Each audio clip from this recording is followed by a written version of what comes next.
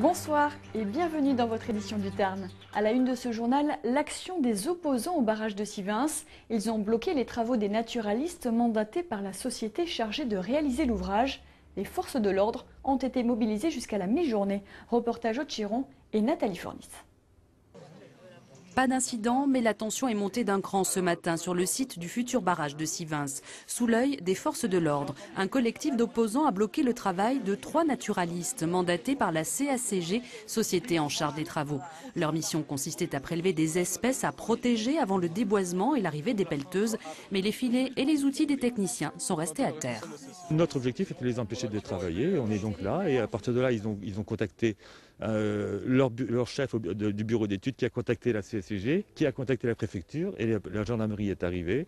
Et depuis, ma foi, on est un peu dans une situation d'attente. Nous, on est déterminés à attendre jusqu'à vendredi et à les empêcher de faire leur travail de façon à ce que le chantier ne puisse pas son cours comme ça. Et la vigilance s'annonce permanente, ce collectif ayant choisi de vivre à proximité du site. Un peu plus loin, les membres de l'association de sauvegarde de la zone humide font constater, eux, par huissier, que ces prélèvements d'espèces arrivent trop tard. Ils doivent d'abord capturer les animaux, c'est-à-dire les reptiles et les batraciens, et après, donc il faut une première capture. La préfecture leur a demandé d'attendre 10 jours pour faire une deuxième capture. Le seul problème, c'est qu'il est beaucoup trop tard aujourd'hui pour trouver ces animaux, puisque la plupart, que ce soit les reptiles comme les batraciens, sont en période d'hibernation. Et donc, on sait, les scientifiques nous le disent, il faut intervenir avant le 31 octobre, au plus tard le 15 novembre, pour protéger ces animaux avant le déboisement.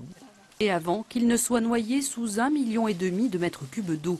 Le collectif de sauvegarde de la zone humide compte saisir le tribunal administratif d'ici la fin de la semaine, espérant une suspension des arrêtés préfectoraux autorisant les travaux.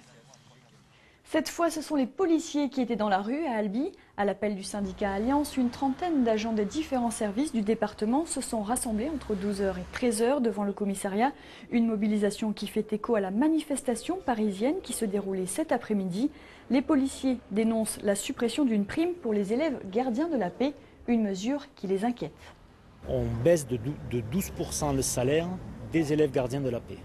Nous craignons que demain, ce soit les titulaires qui subissent cette baisse. Nous voyons sur des pays européens voisins très mal cotés que cela a été fait et nous craignons de nous voir alignés comme ceci avec des baisses de salaire dans l'administration. La Grave deviendra peut-être le village du mariage. C'est en tout cas ce que souhaitent ces commerçants, de l'esthéticienne au restaurateur en passant par la fleuriste. Ils ont décidé de s'unir pour le prochain Forum du mariage d'Albi qui se déroulera les 23 et 24 novembre au Forum des expositions. Henri Rofrich et Nicolas Bonduel nous dévoilent leur projet. C'est une drôle d'idée, mais qui a vite fait son chemin. Les commerçants du village vont faire front commun au Forum du mariage pour vanter leur savoir-faire et leur destination. Selon le vieux principe, l'union fait la force, revisité par les instigatrices du projet. On s'est concerté avec la coiffeuse et on s'était dit pourquoi pas. On est différents chacun dans notre activité, donc je pense qu'on peut être complémentaires l'un et l'autre. Tout le monde est à côté, c'est la proximité, moi je trouve que c'est pas mal. Ça peut marcher, ça va marcher.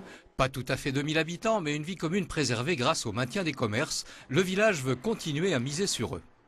C'est ce qui nous importe en premier, c'est que les commerces que nous avons réussi au fil des années à implanter, à leur permettre de s'installer à la Grave, puissent aussi être pérennes et travailler et vivre dans de bonnes conditions.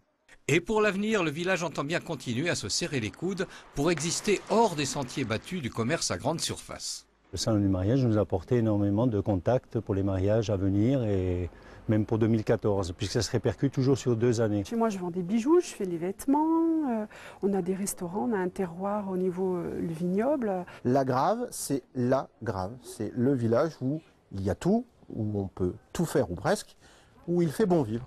En résumé, c'est pas encore vraiment Las Vegas, mais on est sur la bonne voie. Écrire un roman d'au moins 50 000 mots, soit 175 pages, en un mois, c'est le défi qu'est en train de relever Florence Clairefeuille, installée à Trébasse. Elle participe au concours créé aux États-Unis appelé le National Novel Writing Month. Les initiés l'appellent le Nano. Les images sont signées Christian Bestard. Depuis le 1er novembre, Florence n'a qu'une obsession, écrire vite. En bas de son écran, un compteur de mots bat le tempo au rythme de ses phrases, car Florence a décidé de relever un défi, celui du NaNoWriMo, écrire un roman d'au moins 50 000 mots en 30 jours. Ça fait quand même 1667 mots, 1h30 de boulot par jour, et, enfin pour moi, parce que tout le monde n'écrit pas à la même vitesse. Et c'est vrai que à l'heure où je vous parle, je ne suis pas sûre du tout d'atteindre l'objectif. L'histoire, le tome 2 des aventures de 2 journalistes parisiens venus en Aveyron pour résoudre un meurtre non élucidé, des personnages qui ne la quittent plus. J'y pense dans la voiture, quand je fais un trajet, j'y pense quand je bois mon café, j'y pense même parfois au milieu de la nuit, je me réveille en me disant ah tiens, ça pourrait être une idée sympa. Voilà, ça occupe, je ne vais pas dire mes pensées toute la journée, mais c'est vrai que mes personnages, ils sont toujours là avec moi, quoi. C'est la première fois que cet écrivain public participe à ce concours. En même temps qu'elle, ils sont près de 300 000 à travers le monde à écrire de leur côté, tout en échangeant sur le net. Grâce à cette épreuve, Florence a acquis une facilité d'écriture. La rapidité pour trouver les phrases, pour continuer à réfléchir à la suite de l'histoire en même temps qu'on écrit, ça c'est quelque chose, je me rends compte que ça marche de mieux en mieux. Au bout du marathon, il n'y a rien à gagner, juste une satisfaction personnelle et une stimulation que compte bien garder Florence au-delà du concours. C'est la fin de cette édition. Merci de l'avoir suivi. Bonne soirée à tous.